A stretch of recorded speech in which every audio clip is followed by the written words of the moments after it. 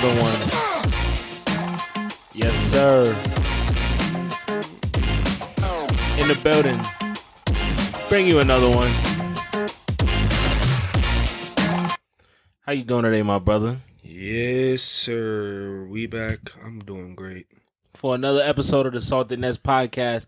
Much to discuss today. I guess top of the docket is going to be the young Bronny James and his pretty scary health situation that he's been dealing with as of late. It's being kept pretty close to the vest, pretty private as it should be. I'm assuming you two were shocked to find out that Bronny James suffered a cardiac arrest, otherwise known in layman's terms as a heart attack, during a USC practice, I believe it was. Yes, it was. That is very unfortunate. Very surprising to see such a young guy, experience something like that. Not uncommon though. You know what I mean? And that's the scary part, especially within athletes. You know what I mean? No matter what sport you play, especially a very high pace, fast game like basketball. You know what I mean? Like, there are guys who suffer things, such things like athlete's heart, that could possibly be one of the underlying reasons as to why that has transpired. But, it's very unfortunate. But LeBron has released a statement saying he's good. He's doing good. He's in good spirits. So that's always good to hear, you know what I'm saying? But definitely scary. 100%. Yeah, I think in a situation like this, the health of the athlete and even though he's 18 or whatever the case may be now, really we are dealing with and discussing a child. So the health and the athlete and the health of the athlete and the health of somebody's child, whether that's LeBron James' child or not, comes first. It is extremely scary, especially when someone is working really, really hard towards a goal. And some of this is the pressures that I guess come with being the son of LeBron James, but not really in my opinion, because this is kind of a medical thing that can happen to anybody. And there's a lot of kids around the country who are working really hard to be a basketball player. Right. But in the sense, this was kind of vaulted on him. We kind of were all just waiting to see whether or not he makes the NBA, and never for a moment, as we never want to do, because you don't want to think about this part of sports. It's real scary. It's nothing this guy can do about this, right? So something like this could take his basketball career away from him before it truly begins. Blossoms, yeah. And you never want to see that. I think me specifically, like, I'm really finicky about this type of stuff. Like, I think I'm just squeamish. So when I see this type of stuff, like, I get weird watching people play anyway. Like Damar Hamlin, it freaks me out that he's going to suit up. Jeff Green, after his whole little heart thing, I was worried about him for a while. Yeah. And I think there's certain restrictions that Jeff Green has to put himself through, or like it's like made by the doctors or whatever, as far as his his heart situation, as far as flights, when he can fly, when he cannot fly, where and when. You know what I mean? So yeah, you don't want to mess with that type of stuff. And listen, I'm a staunch believer in science and medicine or whatever. So if doctors clear him to play, then I'm gonna roll with whatever doctors are saying. Especially whatever doctors that they have access to. Yeah, they have access to some of the highest forms of medicine. So it's like these specialists that are being hired by these multi-million-dollar teams. You know what I mean? Like I would feel a little bit more comfortable for them to tell me, yeah, you can definitely go out there, especially the way the game is now. You know what I mean? The way sports are now, it's not so much like, let's just rush this guy out there, even though, there are flashes of that still, you know what I mean? But it's definitely a more player-friendly league. The NBA is what I'm talking about. You know what I mean? Where it's like the players are putting themselves first as far as health-wise above all. So hopefully that's just the route that they kind of take with Bronny. And I'm personally, honestly, it speaks to having options, and it speaks to kind of just being ready for anything life throws at you, and being in the right place and being positioned in the right way, through the gift of who he is and the attention that he demands and even just the opportunities that'll be afforded to him, right? He was born to wealthy parents, and you would imagine that they're going to do the best for him and put him in the best positions to win and use all their connects and all the resources they have to do that. So the beauty of it is that whether or not he continues to play basketball, the same rules apply to whether he didn't make the NBA or not. This is a kid that has options, that doesn't have to work a day in his life, but is going to at least have the luxury to be able to pursue anything he wants to pursue, to its furthest end. Yeah. And I do think the beauty of this, no matter what, right? If we're attempting to find a silver lining and find a light in the darkness, is that as long as he has his health, other than this, whether or not he can play basketball or not, Bronny James is going to be fine. And I think that right now the most important thing is he's healthy. Yeah. Whether or not he ever plays basketball or not, I think is like marginal compared to whether or not he ever draws breath again. Yeah. So shout out to Bronny James. Keep going, King. Respect. We won't even discuss any of the toxic discourse. We won't even give it legs. Never, brother. Come back stronger than ever. You know what I'm saying? Take care of yourself first and foremost. Probably take this time to just stay away from basketball. You know, enjoy life. You know what I'm saying? Stay close to all your friends and family. And then just come back stronger than ever, man. Drown out all that negativity. Drown it all out, bro. It's not needed. All those people who got something negative out of this very tragic event. Shit. I was going to say something real rude, but I'm going to go ahead and keep it to myself. Yeah, we're not worried about people that don't, because we know how this internet, I'm telling you, I think athletes are this last wholesome bastion of it, where we don't necessarily question it. We don't necessarily, because we kind of figure it comes with the territory. And I'm not one to, number one, I try my best not to really participate in celebrity culture. We do a basketball podcast that is about sports, and therefore we do talk about the figures of the game, whether we admire them for their contributions to the game or whatever have you. But I always try to keep this type of discourse to a rational level. And the difficulty is it's so rarely there. Whether you want to go to the LeBron versus Michael Jordan versus Kobe or whatever, whether you want to go here or there, the level of vitriol that we see, or even just the level of worship that we see when it's on the opposite end directed towards these players, and really what ends up being a fallout that affects everyone close to them, is it becomes ridiculous, right? Where now this is another moment for people to funnel whatever negative issues or mental illness that they're dealing with, or just being susceptible to poor messaging. Now they're going to funnel this through the new famous person that's going through something, which is Bronny James, and by proxy LeBron James. And it's just sad that everything that it's to be expected, but I know that it probably is rough, even for somebody like him who spent the majority of his life in the public eye as a child, to deal with some of this stuff. But quite honestly, the level of ridiculousness that he's put up with and dealt with and just seen online, I'm sure, and the level of media coaching that I'm sure that he's received, especially given that his father's LeBron James, a polarizing lightning rod for discussion, unfair and fair. That I don't expect this to significantly fuck his shit up or even fuck with him mentally too much, because I do think in many ways he's probably built for this, but it just sucks. It just sucks. One of the prices you pay for fame, so they say, where, you know, you can't really go through things in private, or you can't really have things mean what they mean to you, right? They have to mean what they mean to the world. Yeah. You know, and I support being critical and critical thinking in every area. I just wish we wouldn't waste so much of it on regular people who we deem as different than us. I mean, like you said, it comes with the fame. People are so opinionated, especially today, man. Today's day and age, people are so opinionated, and with social media, everybody, I guess, in a way, believes that they deserve a voice that needs to be heard. You know what I mean? And they'll say and do whatever it takes to be heard. Yeah, we lose sight of humanity.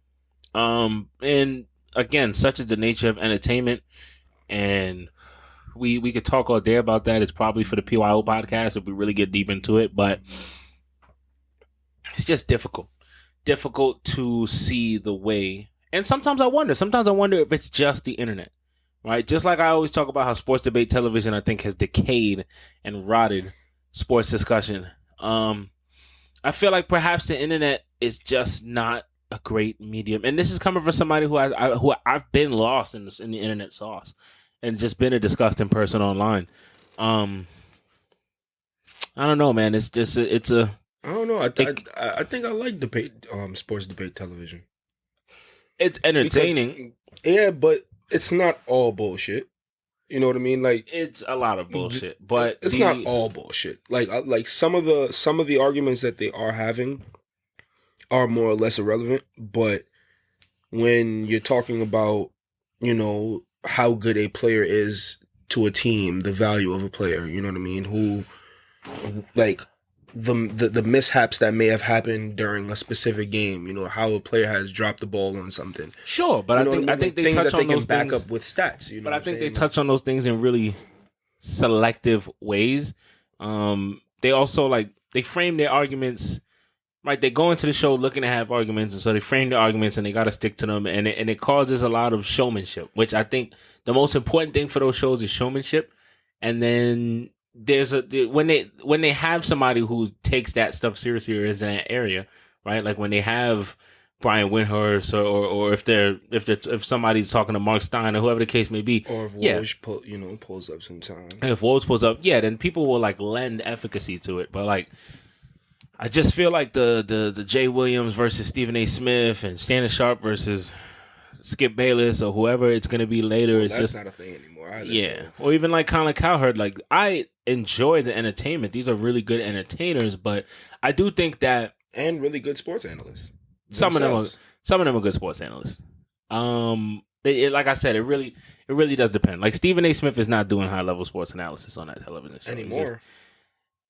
I don't know if he ever was. That show just it's not that's not what it's about. He started off as a beat writer, right? Yeah, he's not. So when he was a beat writer, he was a beat writer, and when he's doing the show, he's very clearly doing the show, and that's where it becomes a lot of entertainment value, which is fine. But I think that when you want to glean more of the nuances and stuff like that, you don't really find that on sports debate television. You kind of got to dig deeper, and this is not just to promote the medium of podcasts, but for me, for ESPN, the real stuff that has nutritional value ends up being a lot of the independent podcasts that they do, right? It's say for basketball, I might listen to the Hoop Collective, right? And listen to 4 actual writers who are really, really tuned in to the higher level analytics aspects of the game and actually trying to arrive to a truthful conclusion. Not that they can't be biased, but I just prefer that more scientific approach to the game. And I think that the sports debate television, there's a lot of jockeying going on for specific personal relationships or even just to drive entertainment value, right? Where it's Skip Bayless at one point was a beat writer, right? We won't even get into whether or not he was good at it or whether he wasn't good at it, but it's very clearly performing a shtick, right? Which is damaging, I think, to people's understanding. The stuff that he proliferates about LeBron James and that he has proliferated about LeBron James, I think for the last 10 plus 15 years. It doesn't make any sense. Not only that, I think it's harmful to the game because I think people see it and people who don't understand what he's doing take his cachet as a former writer and use it to bolster some of these terrible opinions that he throws into the marketplace. Mm-hmm. And then I think when you even look at a guy like Stephen A. Smith, I think they all participate in it. He does it too, just as far as straight out being outlandish, but I think he's more grounded. But even in say you'll never hear Stephen A. Smith say that Skip Bayless doesn't believe the shit that's coming out of his mouth, right? But you and me know that Skip Bayless doesn't believe the shit that comes out of his mouth. But it's kind of like a gravy train thing. If you work for ESPN, you're not going to say that. Mm-hmm. You shouldn't say that. If you work for FS1, you're not going to say that. You shouldn't say that. Mm-hmm. But again, like you're saying, there's a nugget of validity to it. And to me, that nugget comes when they have, again, guys like Brian Windhorst. When Brian Windhorst came on and broke down the Utah situation, and it became this whole big meme. But then I think you get a moment where you're starting to see some of the inner mechanisms, right? Somebody who's coming and really trying to talk to you about what's going on behind the scenes, right? And somebody who's tuned in and plugged in with these executives and players themselves. Yeah, and that kind of stuff will let you begin to understand what really is turning the cogs. I think sports debate television kind of can muddy that and can kind of simplify and give you a lot of shallow ideas about what's going on, but there's like a lot of folds and complexities that you need to consider, different vantage points, more nuanced than I think you get from those things. So it's not to say that there's nothing good about them, just that I don't think they're particularly high nutritional value, if that makes sense. I feel like it's really just a spark an idea. You know what I mean? Like, yeah, there are some truths in where, like, I'm just arguing just for argument's sake.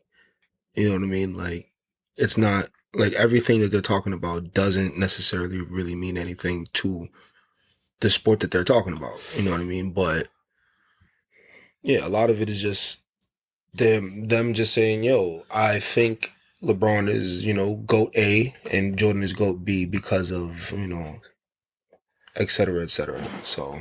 oh, this guy is tough and this guy is not tough. Yeah. Where it just becomes all right. But like even you'll really hear there a lot of the talks of just like the actual game itself, though. You know what I mean? When they're talking about seeding and players who've done most improved. You know what I mean? Like MVP talks, like. Yeah, a lot of it does get a little murky, when they bring up their arguments as to, whatever they're debating on, but they do bring a lot of analytical aspect to it as well. And it just sparks thought to your average viewer, you know what I mean, of said sport. So yeah, and I think that it's then when you compound that with the hot take culture, it becomes difficult for viewers to separate which is which, and then it becomes difficult for viewers to be informed. But I don't know that the purpose of those shows is to inform viewers. I think the purpose of those shows is for entertainment. They have other shows that aren't sports debate, right? I think sports debate dominates what you see on social media and what is consumed. I think it dominates the diet of the average sports consumer. But like even like a person like me, I don't consume any of that shit. Like I'll catch clips if they come on the internet, but I don't consume my basketball news through those type of people. But a lot of people do. On to the next. Jaylen Brown is touching a lot of money. $300 million man. Go ahead. This is the part, ladies and gentlemen, where you listen to a fan. $300 million man. I just want y'all to remember this. Remember the excitement that you're hearing right now. Give it up for the $300 million man. Yes, sir. Give it up. What y'all talking about, man? Come on. I don't know why you're applauding. Well deserved, JB. Get your money, my boy. Well deserved, because this is well deserved. This is what I'm saying. Who else we was gonna give that money to, huh?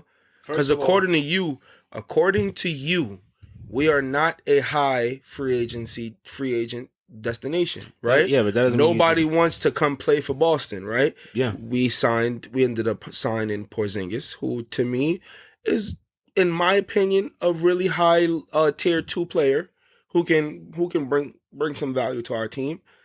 And we gave the money to a man who deserves it. 100%. I don't deserve it. Subjective, man. I mean, is he the best player in the NBA? What do you mean the best? Is he the best player in the league?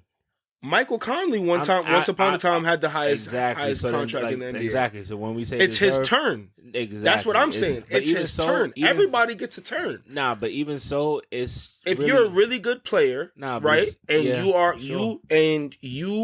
are in a position to receive money from the team that drafted you, and you are performing at a very high level. We haven't won a championship, but we are making it to the dance. You know what I'm saying? Has Eastern Conference champions under his belt, All-Star appearances under his belt. Mm-hmm. Why doesn't he deserve the money? It's not about deserve. He just happens to be here at this time. But Jaylen Brown is not a top 10 player in the NBA, so him making the most money in the NBA doesn't make right now he does. And right I now, know, but this you got to understand, he's making more money than LeBron. He's making more money than Jokic. He's making more money. There's a better player. There's a better player than him on his own team. He's making more money than. This is again, the first deserve major, is a very subjective term. This is the first major contract under the new CBA. I know, but the fact that he's getting it is just like it'd have been anybody, right? Like not anybody in the league, but like so that's if Zach LaVine was up, it's not the argument. It's a fact. If Zach LaVine was up for this type of contract right now, he'd have got it. Like right, like it's just. I get it, right? He happens to be the butt. So this is you just downplaying JB. I'm not downplaying JB. He's right now makes the most in NBA history. Yeah. That is not. That does not add up. No, I mean, like I said, deserve is subjective. Does the best player in the NBA deserve to make the most money in the NBA?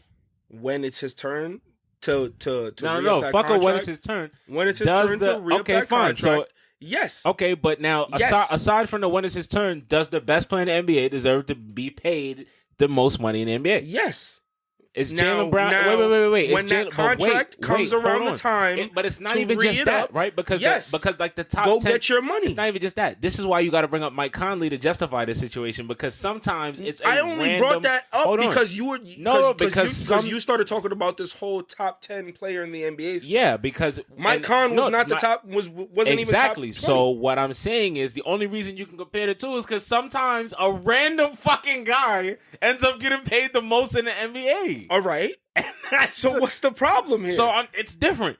It's like you're celebrating it because when it's Jokic's turn. Actually, here's the point. When it's Jokic's or Giannis or Jimmy Butler, Kawhi, any one of these guys, whoever's turn. But whenever their time comes around to where they're supposed to sign a new contract, say even this right now, it's different contract. When it's the best player on the team. Even like this is a situation where this isn't even the best player on the team. So no, it's like just propping up, just it's just fluke, setting it up nicely for when it's JT's turn again. For when we have to throw the money again. Not really, because y'all might not be able to give Jason Tatum that kind of money. But why not? Not and keep them both. It might not make sense. And this is, let me finish. This is why I'm saying you're celebrating right now. This actually creates a lot of complications for your teams down the line and becomes something that you're going to have to now manage. You are paying Jaylen Brown more than he's worth. His trade value, I think, is damaged right now. It's going to be very difficult to trade Jaylen Brown when it's time to trade Jaylen Brown. What he's making is going to automatically dictate that Jason Tatum has to make more than him. I think when it's time for Jason Tatum to re-up, you have to give him a bigger contract than you gave Jaylen Brown. And I don't know if Jaylen Brown's going to make it to the end of Jason Tatum's contract.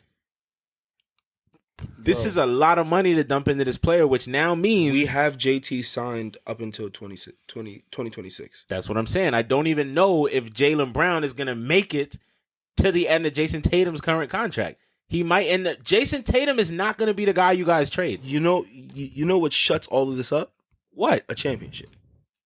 Yeah, that's theoretical. That's what makes all of this irrelevant. Even so, I don't even think it does. And that's what we made the move for. Even so, I don't even think it does. You are now in possession of one of the worst contracts in the NBA. Okay. I feel like that's an opinion. It's not. It's not a fact. It's not. It's not a fact. Was Russell Westbrook's contract terrible by the end? I mean, yeah. When you're look how it panned out. Here's the it's not even just that. That's a small market team. It's not even just that. A small market team. Here is what makes in the old CBA they couldn't sign another player next to that contract. Doesn't matter. This CBA. So no. That's not even an argument. This CBA is even more difficult to do that. So it's like. All right then. So what are we talking about now? You guys got put in a situation that most NBA. You don't even know what I'm saying. No, we didn't. You guys got put in a situation. See, and this is the fandom. No, we didn't. You guys got put in a situation that a lot of teams get put into. You have a guy who's really, really fucking good. Because of the fact that you drafted him and he's been really good, it forces you to pay him more than he's worth. Now this contract is only a good contract to you guys, and it's only a good contract to you guys right now. Because you're the Celtics, you don't want to admit it, but this is a situation where it's like, well, we had to give it to him. So it's like, yeah, you had to fucking give it to him, or I guess you would lose him. But also, it would have sucked because if you lost him, you'd have lost him to ego because no other team could have paid him $300 million. So he'd have just left because y'all didn't give him the $300 million. What happened to y'all is y'all got put in a situation where he had all the leverage and he signed this deal. As a matter of fact, y'all didn't rush to give him this deal. It took It took a while for y'all to get to this point. Why do you think that is? Why do you think that the Celtics were not in a rush to pay him $304 million? Championship loading. Understood. But wait, why do you think the Celtics were not in a rush to pay him $304 million? Championship loading, first of all. Second of all, we have to make all of our free agent signings first. No. Yeah, we made all of our free agent signings. If you were gonna, we if went and with got a guy O'Shea like Brissett, him, we went and got O'Shea Brissett from yeah, the but Pacers. that's not we got why. Porzingis, But you still feel paid what I'm him. saying? But you still paid him. Yeah, and so you could have paid him in the first place. We paid him. So you could have paid him in the first place. What do you mean? And this was the contract he was asking for, no matter what. We got to see, bro. There was a lot going That on money, in the field. but listen, there's a lot in the field. First. If you were gonna, let's see what we can make shake first. You can't say that if you still. You can't say that if you still gave him the max. What are you talking talking about? You were going to give him this anyway. Our roster is set right now. I can tell. If you want to know why Celtics brass did not want to give him this, but do you really want to know why you guys were not in a rush to give him this contract? It's not an opinion. It is an opinion. It's not. Because you don't know for a fact. Whatever you're about to say is not a fact. So let me ask you this. In a situation like this, two sides, when you're negotiating to come to agreement, what is the point of negotiating? To get to a point that is more satisfactory to one side, right? To both parties. To either party, right? To both With parties. players like LeBron, do you see this happen? No. With players like Jokic, do you see this happen? Okay. No. With players like Jayson Tatum, do you see this happen? No. Why? Because the team understands and recognizes, boom, you have to get this max right now. This is your value. Period. Okay. That was not the case with Jaylen Brown. That's not the case. Can we get this lower? Yo, but we want to do this. But yo, you know why? Because that's not his actual value. Again, that's the value he was able to command. And like you said before, celebrate that man, right? But what happened just now is y'all just were forced to massively overpay for a player. Now, that's fine. You like the player. Championship loading. Fair. It has to, though. Championship loading. It has to. Championship right? loading. But what we that makes everything you're saying very irrelevant. Even it doesn't. Yes, it does. Even when we first does, of all, because that's what we're making the move. You haven't for. won a championship. Oh, right. So championship loading. You've been saying that every year forever. You've been saying that every year forever. And we've been getting closer and closer. Last year? Y'all have not. Wait, hold on. Last year was our first. Last year was our first step back.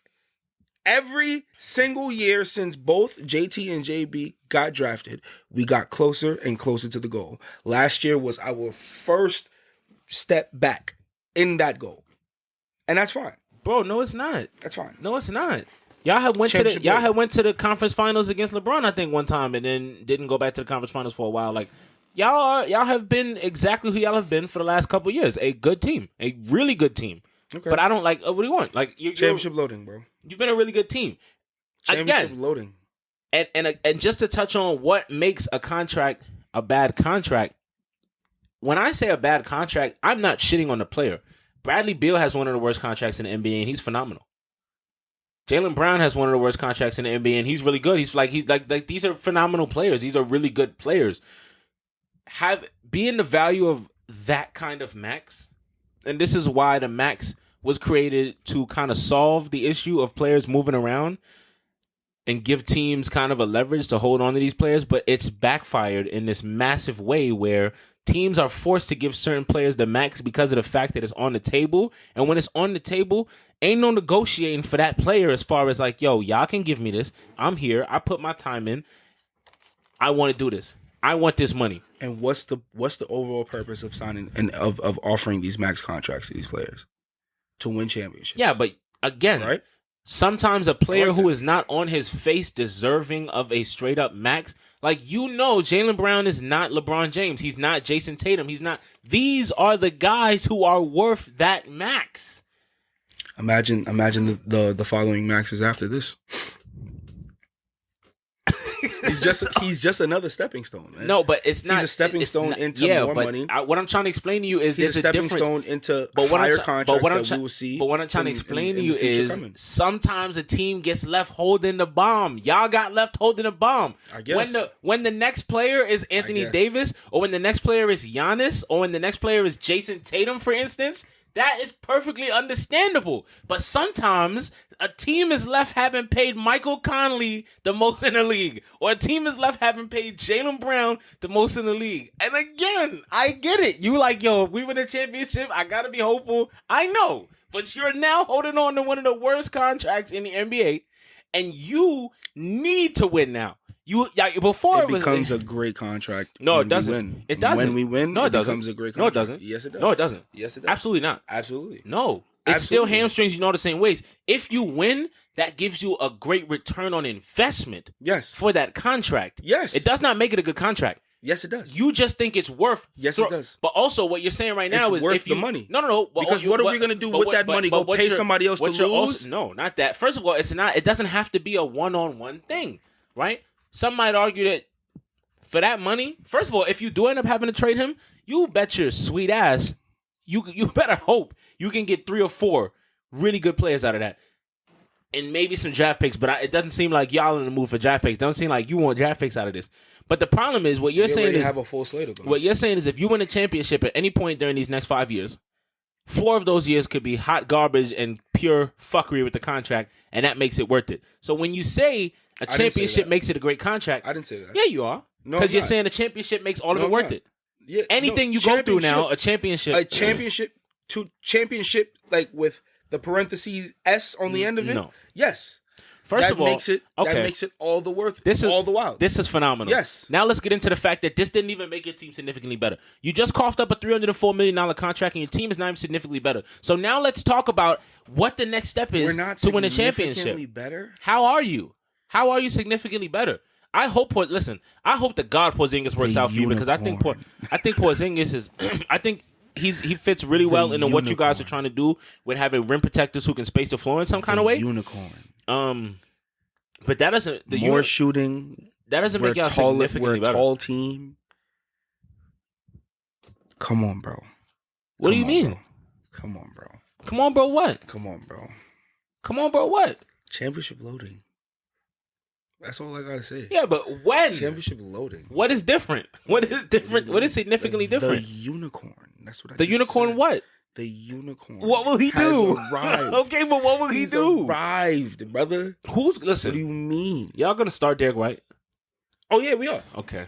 Oh yeah, I'm actually quite excited about that. How are y'all gonna solve? Very much so. How are y'all gonna solve having to rely way too much on Jaylen Brown handling the ball? Now that he's traded a $4 million man. What are you talking about? How do y'all fix that? What are you talking about? How do y'all fix that y'all rely way too much on the ball being in Jaylen Brown's hands in the first place? We didn't before. On the ball shot creation. Why would we do it now?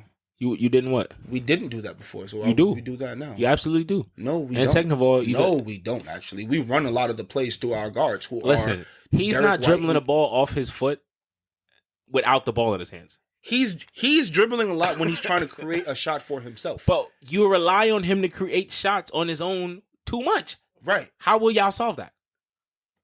Get Porzingis involved more.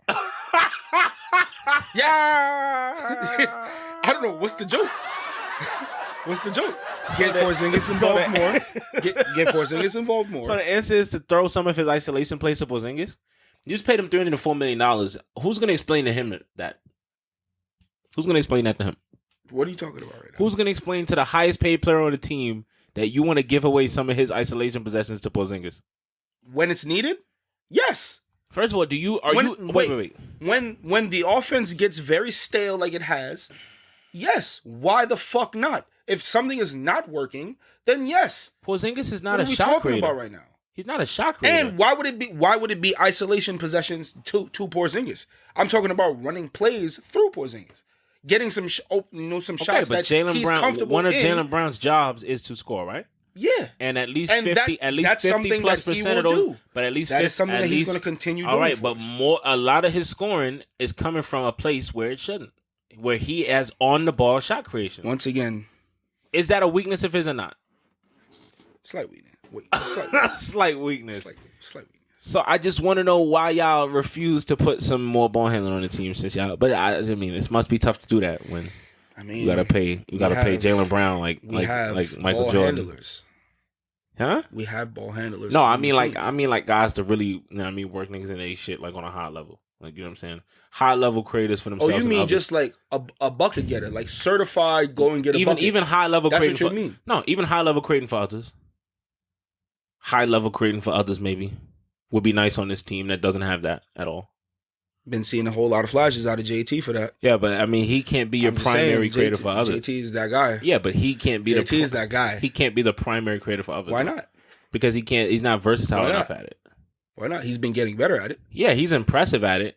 But this season he's I said this season. This past season, he's done a lot better in getting everybody else. Sure.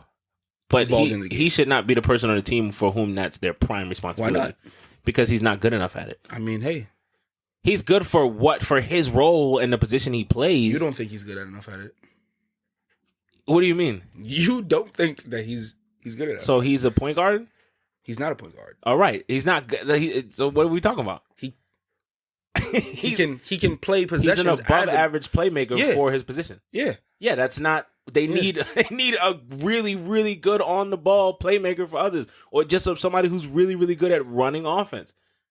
I don't. Okay. We have Jason Tatum and Jaylen Brown are not those guys. We have a plethora of of players that do what you just said. No, you don't. Yeah. This has been a weakness in your team for years. What are you talking about? Okay. So who was it before? It was Marcus Smart. Who the no matter of fact? I know you couldn't wait. Not even that. I know he couldn't wait. I was just waiting. Who for the plethora? I know he couldn't wait to say the man's name who's not even on the team. Who the plethora of players y'all have that can create at a high fucking level for others? You've been saying two of their names this whole entire time right now. Who? They're both the Jays. What are we talking about? No. Yes. Now we're telling lies. Yes. Jaylen Brown does not create for others at a high level, bro. Derek White does not create for others at a high level. What are we talking about? He's solid, but come on, bro. All right, bro. All right, what? I'm talking about. You're talking about a bunch of opinions. So all I can say wait. These are not opinions though. Post contract, these are not opinions though. I just want to see what's going to go on post biggest contract in the NBA. But here, I'm gonna tell you, these are not opinions. Y'all don't have anybody who's as good as playmaking for others as even a guy like LaMelo Ball, as Tyrese Halliburton, as LeBron James, as Jokic, as even like say a Jamal Murray. Like the part that's not an opinion is that you guys don't have an elite or just under the surface of elite level playmaker for others on that team. And on a team where the two best players on it are play finishers, it's strange to me that that's a problem that hasn't been solved. It's been attempted to have been solved. Kyrie was an attempt. Kemba Walker was an attempt. But it's just strange to me that, not to say that I wouldn't have paid Jaylen Brown that money. I think y'all were caught between a rock and a hard place. I don't know what's the, like I said. Sometimes you left holding the bag every day till Sunday because you like him and you're a Celtics fan. But like, it's like he deserves the money. No, so it's a terrible contract. I don't know what we're talking about. It's a terrible contract. Like, I don't even want to say how we're still on this topic because. But you can say anybody deserves the money. Okay, but like. You're paying $304 million for a guy who's just really good. Right. That's crazy. This guy might not make the Hall of Fame, but you paying this nigga $304 million. This nigga don't have his own shoe. I'm sorry. My fault. This nigga don't have a shoe. I've never heard of having your own shoe as being one of the criteria of having a big contract in the NBA. I've never heard of that. Usually, that's my first niggas time. that get paid the most in the NBA be having a shoe. That's all I'ma say. Okay. Can you listen? All right. I've never heard of the Mike Conleys. Exactly. And that's why you gotta keep comparing this contract to Mike Conley. I've never heard of the Mike Conley. Because this contract makes as much sense as Mike Conley's. I mean, I fucking guess. I guess you had to give it to him. Because you know what's crazy? You don't like Rudy Gobert contract. Oh my God. Fucking hate it. But what you mean? It was his turn. Fucking hate it. It was his turn. I'm sorry. But I hate it because I don't think that he's that good of a player. You don't think Jaylen Brown is the best player in the league? He's getting paid like it? I didn't say anything about being the best player in the league. Okay. I said I do not think that Gobert is good in general. No, I genuinely think that Gobert is. So they just giving out defensive player of the years? Because let's talk about that. Because Marcus Smart then. Oh man! No! Keep going where you going. Man. Keep going where you going, Listen, bro. You give Marcus Smart that height. You put Marcus Smart, same player, same style of play, all that Can't with be the that same height. Style of play in the same exactly, because he'll be 7 feet. Exactly. And that's why he got Defensive Player of the Year, because he's fucking 8 feet tall, and I guess he's a fucking rim stopper. You want to know why the Stifle? I guess. You want to know the Stifle Tower got it? Stifle Tower. The Stifle Tower got Defensive Player of the Year because he made it real fucking difficult for teams to score at all for years on end. Mm-hmm. I don't know how many of them shits he has. He's doing like Kanye pissing on him. He's terrible offensively. Okay, but Jaylen Brown had least some things to be desired offensively too. He still got his bag. Like I don't understand. Like it's his turn, right? And that's my whole point about everything. It's his fucking turn to get his money. How many times? Right scenario, right situation. He got drafted by the team who has his bird rights, who can pay him this bread. Yes. You're telling me that he doesn't deserve it? I want y'all to pay attention. He's a really, really good player, according to you, right? Hold on, wait. So this is how the conversation goes when two people really believe what they're talking about. By the way, we are far better than sports debate. Because someone somewhere is like, I thought they didn't like sports debate. It's been like 15 minutes of sports debate. Yeah, dickhead. This is organic, and we actually believe in what we're talking about. So at the end of the day, go fuck yourself. But we will next episode. I think we should make a commitment to actually break down and look into some of Jaylen Brown's numbers next to guys in his role, and look at what he kind of provides on that level. But to continue where we were at, I admit Jaylen Brown is really good. Sure. He's getting paid like the best. He's getting paid like the best. Am I wrong about that? Right now, yes, he is. You talking about some right now? Right now, bro. Yes, he is. Right now, yes, he is, bro. Yo, he's getting paid so much. People one up each other's contracts every day. But we'll be all right. He's getting paid so much. We'll be okay. He's getting paid so much that it's going to be a little while. Okay, that's what's crazy. It's like It's good. You know why? Because the next team is not going to pay their Jaylen Brown level player this back. They'll just lose him. But that leaves an interesting question. Not unless so we to get championships. So to you would not have stuck by your Celtics. We get championships. Fair, but you would not. All right. So matter of fact, before I ask you the second question, let me ask you a first question based on what you just said. And I'm not attacking you at all. I'm not trying to catch you in a gotcha moment. I really am curious because you know me. I'm a fan of the Nets, but I'm a whore. I see this league from every angle because my team been trashed for so long. I don't have no special attachment. You know what I'm saying? Like, so number one, you truly do believe that you don't have many more things to figure out before you're championship ready. That this puts you in a position, locking him in is a commitment towards winning in the future. I mean, I've always said ever since we lost Kyrie and Kemba wasn't Charlotte Kemba, I've always thought that we needed a true one. You feel what I'm saying? Somebody that we can pair together with who used to be on our team, Marcus Smart. But yeah, like I've always thought that we needed a really good guard on the team. And that's something that we've been lacking. You know what I mean? Like all the time. And I've also, like, especially like way back, I would say like during the Paul Pierce era, we've definitely lacked a really serviceable big man back in the day. But you know, with the acquisition of guys like Al Horford and you know what I mean, the drafting of Robert Williams, shit like that, I think we're pretty solid in that regard. Especially the signing of Porzingis, who is not a 5 or a 5, but like he's tall. You know what I'm saying? He adds a lot of height to our team. You know what I mean? And with height comes defense. Especially when you're able to move your feet.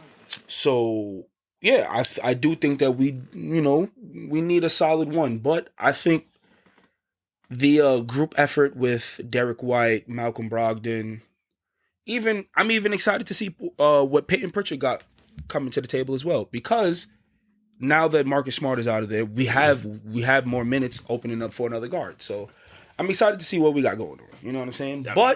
But with the team that we have right now, a guy that's worth starting. But okay, you said what?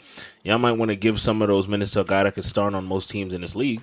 But cycling it between a bunch of guys who can't, I guess, is one way to do it. So you don't think Derek White is going to be a solid? I don't think he could start on half or more of the teams in this league. No, I don't. I think if Derek White is your starting point guard, you really wish you could upgrade at the point guard spot. Yeah. I don't think there's a single team in this league that is like, Derek White, done. Yeah. Not even us. But that's what we have right now. That's what we got right now. And it's not like we had much of an option at that position. You know what I'm saying? As far as bringing another guard in, there wasn't that much in the field for us to try and acquire. So, you know what I mean? And it stings that we had to let Marcus Smart go in the process of that.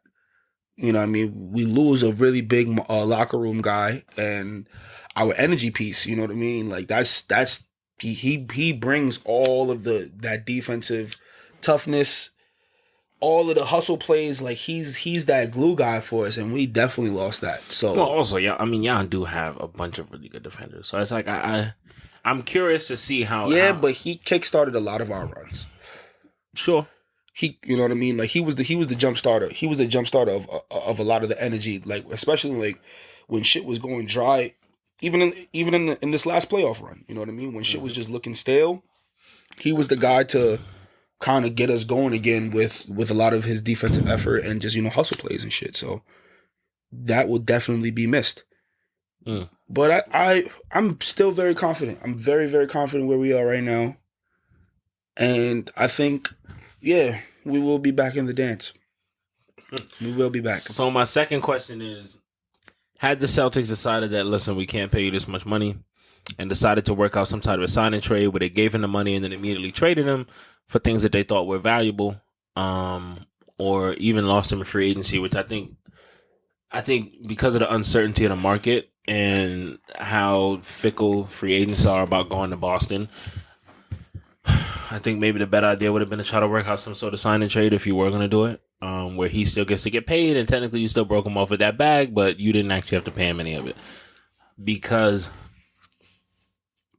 I guess my question is, if you guys would have went in that direction, would you have supported the team in that?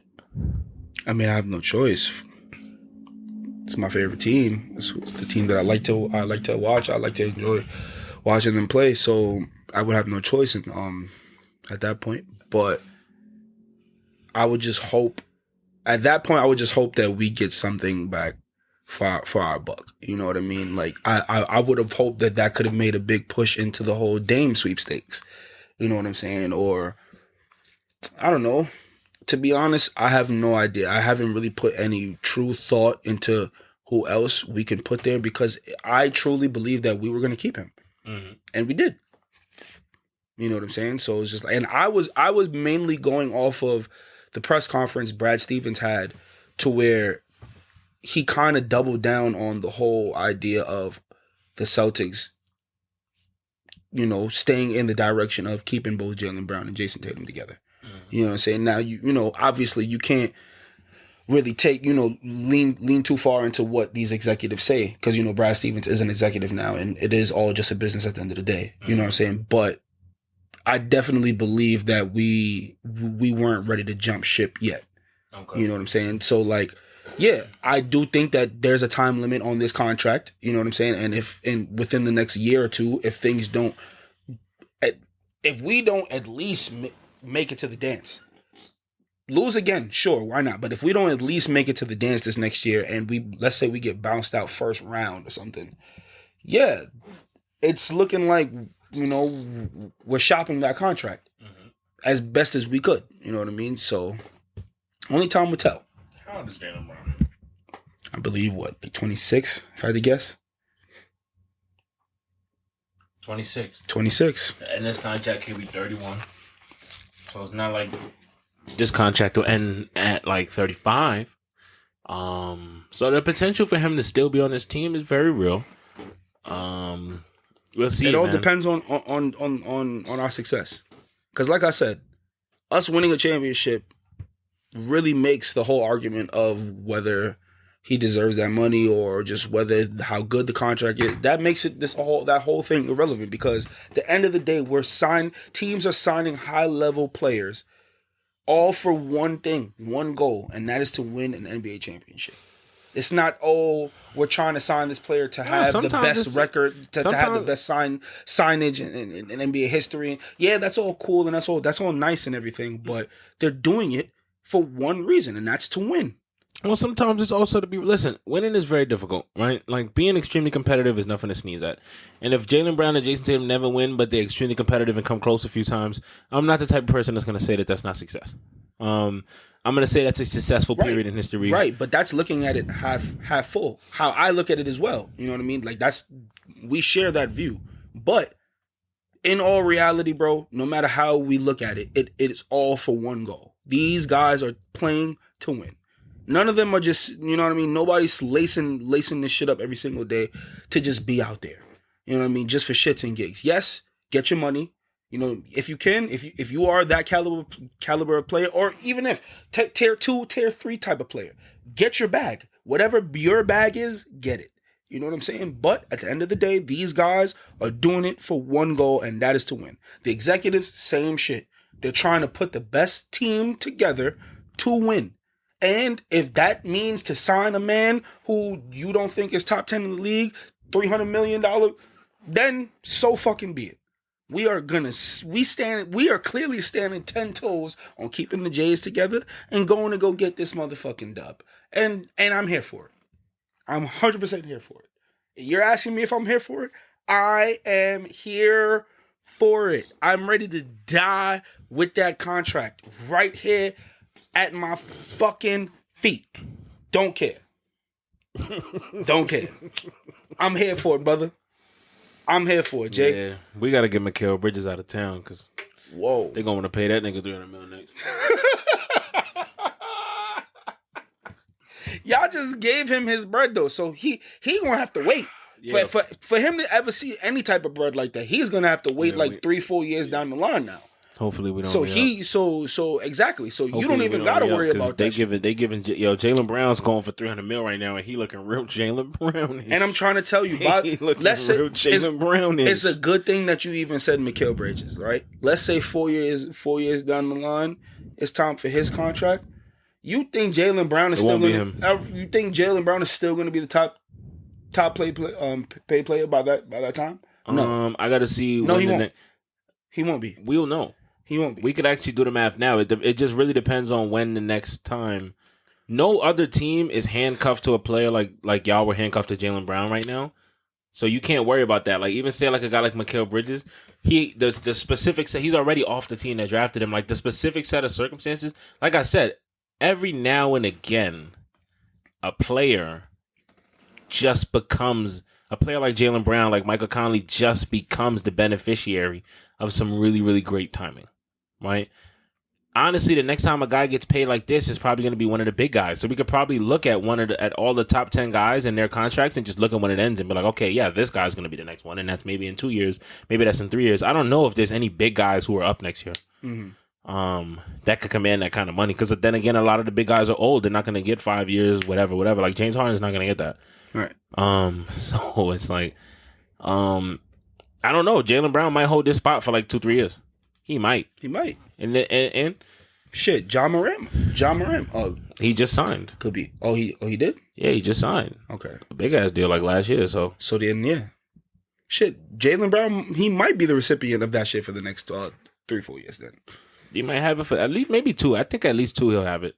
Because I don't foresee next year somebody topping it. But because, like I said, no team is really handcuffed to a guy. Like, this was the complicated situation where a team was going to have to give this nigga. Like, you know what I mean? Like, it was just the next situation, and that's what happened to be him. And when it's a guy like him, it's a little tough to understand.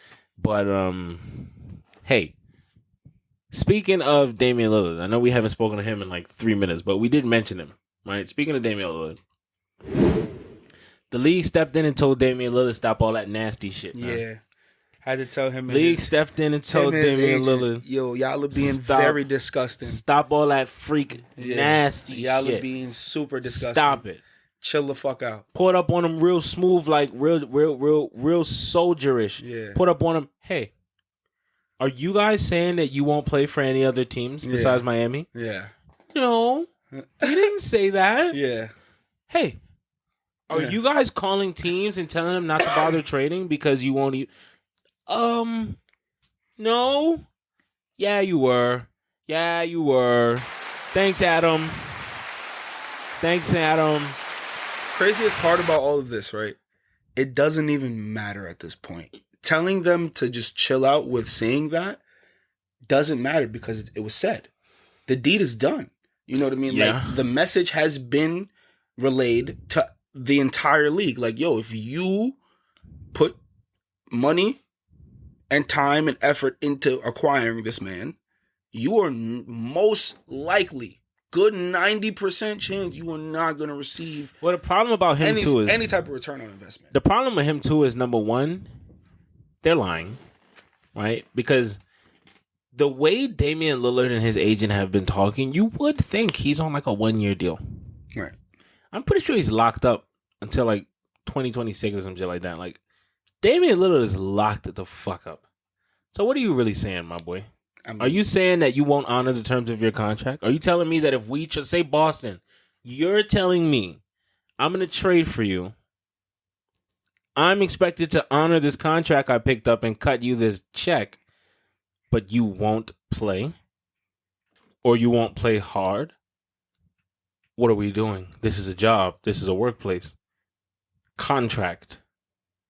What are we doing? On some level, these niggas be wildin', right? When it comes to, I agree. I love the leverage play. I love using your leverage as you have it, but I totally understand the league having to step in and be like, wait a fucking minute. This is outrageous. This is unfair. Yeah. This is unfair to the owners of the teams, the executives that try to run these teams or whatever. Like, you not being happy. Even the other players, because not anybody can just be like, yo, I'm not happy coming there, so I'm not gonna give you my all. Yeah. Like, what? What do you mean? Like, I feel like in some capacity, if the league wanted to really make this ugly, they could probably sue a player for not upholding the terms of the contract, no? Up until I'm assuming that's up until that player starts to not uphold his side of the contract. But so if the season was to roll around and Dame doesn't show up for mandatory camp, you could feasibly, if the NBA wanted to be ugly about it, you could feasibly be taking the court. He's not coming to games. He's not coming to practice, like mandatory practices, like, yeah, 100%. Because we've seen 100%. Players go after their money in the inverse. Like, we've seen Ben Simmons go after the money that he felt like Philadelphia still should have paid him based on whatever. And I don't even remember whether he got it or not. But the point of the matter is, I think if the team tried to not pay him, he would try to take legal action. Yeah. So you're not playing when we have you under contract for years. It's crazy. Because you'd rather be in Miami? Nigga, I'd rather be in Miami. But like, what the fuck does that mean?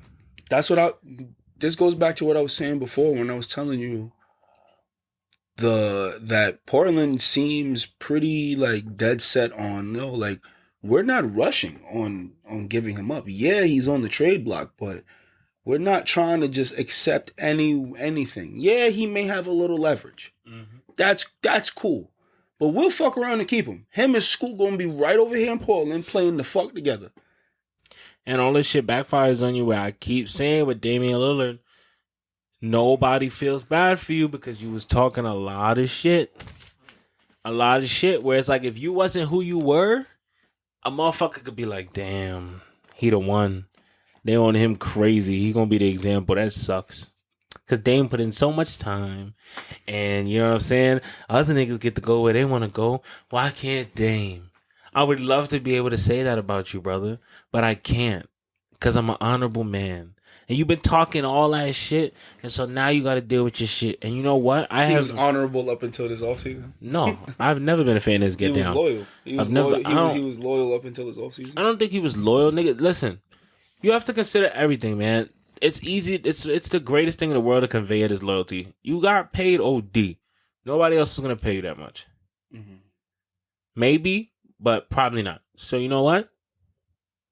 You re-up as much as you fucking can. And while you're doing that, you pump the whole loyalty shit. And because you salty... you pump the whole loyalty shit? Nah, and because you salty when other niggas risk the bag, right? And have to take shorter term deals to get their long money. Like when Kevin Durant goes to Golden State or this and that and the third, or LeBron James goes where he needs to go and this and the third. And like other players do whatever they got to do to get other money in other ways or get their money on the back end of the contract or get it in some other alternative fashion on the contract. But you want your straight up. You didn't want to leave and take a bet on yourself, getting that money some other capacity. And I'm not shitting on you for it. I think that a lot of people, there's honor in what he did. Sure, like, yeah, stay, be the best player ever in Portland. That's dope. But I'm not going to act like you wasn't rewarded handsomely. I'm not going to act like there wasn't incentives. That maybe if those incentives didn't exist, you might have been left Portland. Portland is Dame Town. Sure. But being that Dame was talking all that shit about everybody else who left. Who knows? But being that Dame was talking all that shit about everybody else that left. Now that it's time for Dame to leave, I'm not going to talk shit, but... Man, it's water under the bridge at this point, man. It's water under the bridge. Ain't gonna be water under the bridge until he leave. He said what he said. He's trying to leave. You know what I mean? He's making very, very strong efforts to leave. He made the strongest effort you can make, in my opinion. Flat out telling every other team that's not Miami, yo, listen, don't do it. You're not gonna like it. Don't do it. The irony of it is, like, no cap. I wouldn't be mad if the Celtics finagled Jaylen Brown out of town and got Damian, but it wouldn't. I don't think the Portland Trailblazers would go for it. I'm not mad at that either.